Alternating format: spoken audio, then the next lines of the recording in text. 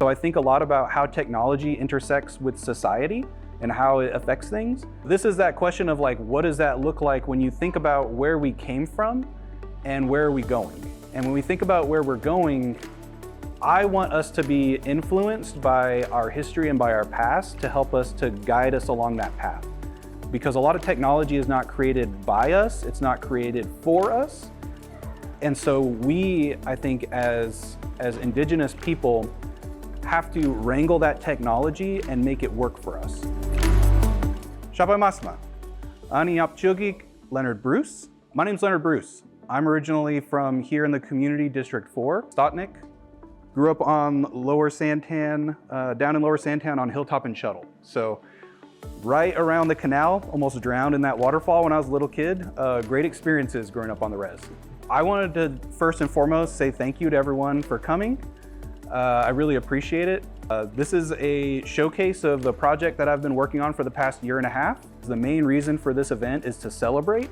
It's to celebrate being done with this project and this fellowship after a year of really hard work and a lot of thought and conversation. So as you're coming in, there are these posters on the walls. You might have seen those. A lot of those pictures are the inspirations for what became the models. And hopefully from these pictures, you'll see like where they came from, where the ideas came from. Walking around over here on this table, I pulled out a bunch of books that I used when I first started out on this journey, trying to learn about my community's history, Akimal history, as well as Tona Atam history, and realizing how interconnected a lot of our backgrounds and our ancestors and our history is.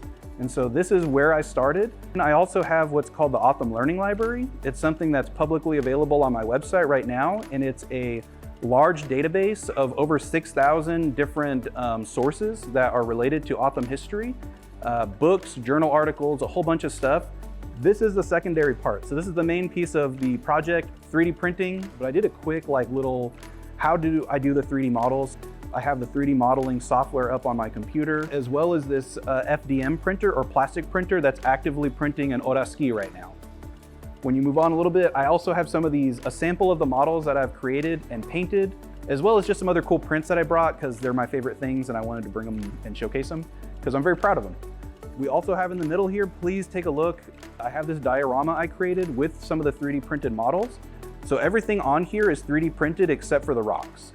So the rocks are made out of pink insulation foam actually. I did a bunch of painting and sand and stuff on there to make them look cool. When these models come out, you'll see like these oraski over here that are gray, they come out in just bare plastic or bare resin. The idea that we have behind this is we want to have these models unpainted. We want them to be kind of raw for people who get them so that you can impart your own creativity into them. You can see over here some of these bigger models my daughters did, because one of the ones that I like to show off a lot is this one that my daughter did, which is ice cream themed. She put some ice cream in this little basket, which 10 points for creativity. But the idea behind it is you see those models and you're able to impart a little bit of yourself into them in the painting process, but also it's to create a conversation. So one of the cool things that I've found by going out into the community, to elder concerns, to district meetings, is meeting with not just elders, but other adults who have these stories around these models of like, I remember growing up and hearing these stories from my grandma about the oraski. I remember the vato, like I remember the vato growing up. My mom, it was really important to her to have that in our backyard. And so one of the cool things about that is not only do you get to put your own creativity and vision into that model, but you also unlock this ability for these stories to be told. And so that's a big part of this. I do want to give a big thank you to the Heritage Center. I'm really grateful for the opportunity to be here. I'm really grateful that we have the opportunity to have the museum open. I also want to say thank you to the Center for Cultural Power. I applied to them and received the funding to do this project. They helped pay for salary, operating costs, a whole lot of the things to help build me up and get me to this place where I felt good creating art. I also want to say thank you to Alicia and Three Precious Miracles. They were my main partner in this project. Three Precious Miracles does a lot of work with youth in the foster care system, and they were one of the main partners that we created these models for, really to create a way for youth in the foster care system to have a something that they can connect with our history and with our culture. But also, as I'm an urban member now, I live in Casa Grande. I grew up out here in the community like I talked about, But being outside of the community, you have to make an effort to come back. You have to be physically present a lot of times to get these lessons imparted to you, to hear about things, to see things. And so one of the other reasons, in addition to the youth in the foster care system, is all of our members in diaspora. Being able to access this information, being able to access parts of their identity and culture and history in a very accessible way. And that's like the 3D printing piece of it. And so when I think about the future, I want more people to learn these lessons of history. I want more people to learn the language.